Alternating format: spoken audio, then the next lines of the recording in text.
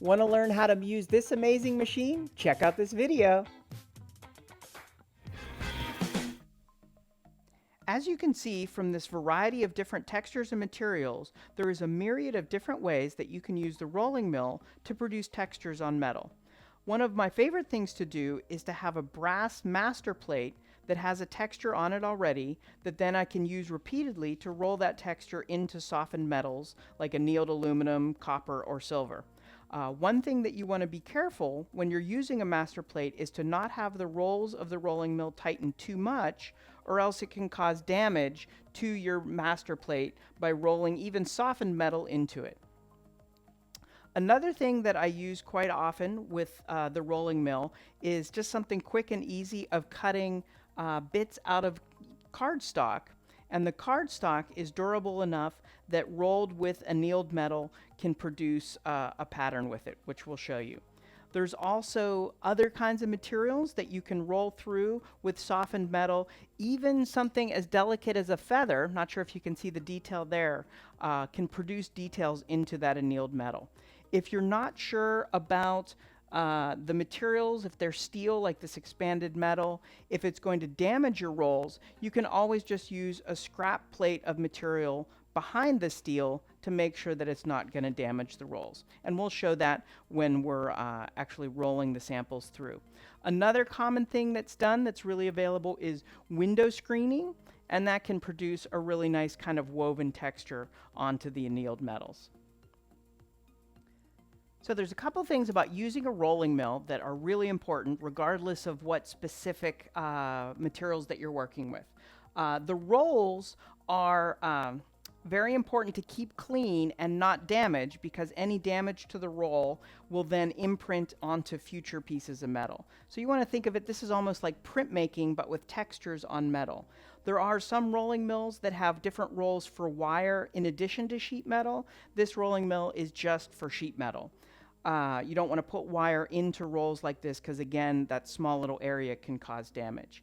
You want to set the thickness. It's a little bit of a guessing game that comes with experience. And the first thing that I'm going to show you is just decreasing the thickness of metal, which is one of the main purposes of a rolling mill. And you can use a gauge plate to see what thickness of metal you have, and then as it rolls out the other side, what thickness of metal it's become. So for this sample, I'll just use a copper penny. Pennies were nearly 100% copper before 1982. And I've annealed it just to make sure that it's softened and not going to damage the roll. And to be extra safe, I'm going to put a protective brass backing plate behind it to make sure that the penny doesn't cause any damage to the rolls. So I have the plate and the penny, and I'm just going to sort of eyeball the gap that I have and sort of push it through to test. First seeing when it'll slip through completely, and then rolling down just a touch. And I'm ready to go. And then they're just crank on through. And you can see that the penny has stretched out slightly, but is also a bit thinner than it started off at. So you can do that with any sheet metal that might be a little bit too thick for what you need to do. Remember that it is going to distort the metal as it rolls through, so you might want to cut it to its final shape afterwards. The next way of using the rolling mill that you will show is just a cardstock that's been cut out. In this case, we just used a little laser cutter to cut out a nice little pattern. This is 20 gauge aluminum that's been annealed already.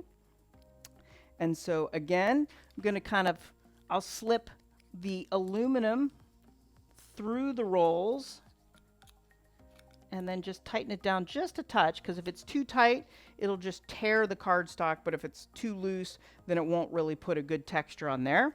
Line it up there, and if it doesn't seem to be really pressing down much right at the beginning, I'll kind of crank it down a little bit more, keeping your fingers out of the way. Shouldn't take a lot of effort to roll it through. If you're straining, then it's too tight, and you want to remember that next time. Cardstock is only able to be used once, but it does give a nice little texture of the cardstock into the metal, as well as the relief areas that were cut through. So that's a nice quick little approach for texture. And another more durable way is with brass master plates. So you might recognize this brass from the punching video. And again, annealed aluminum. So we just sandwich those together. I'm going to check to see how it fits in the rolls there. Seems to be just about right. And we'll set it up. Line it up properly. Get it rolling.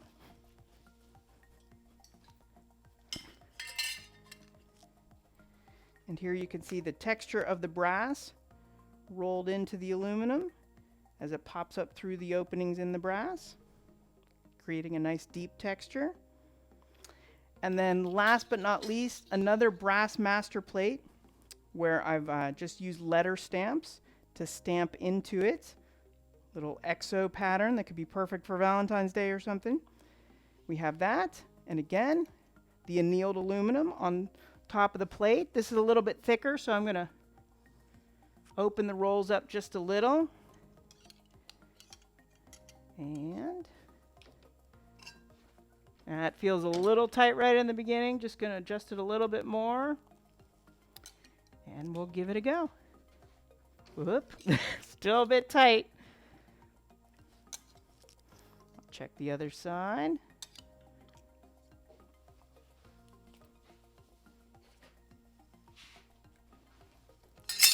There we go.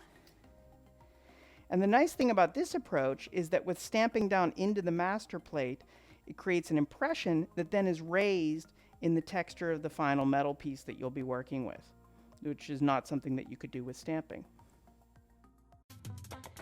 If you enjoyed this video, please be sure to hit that subscribe button so that you can hear from me when I post future videos. Thanks for stopping by.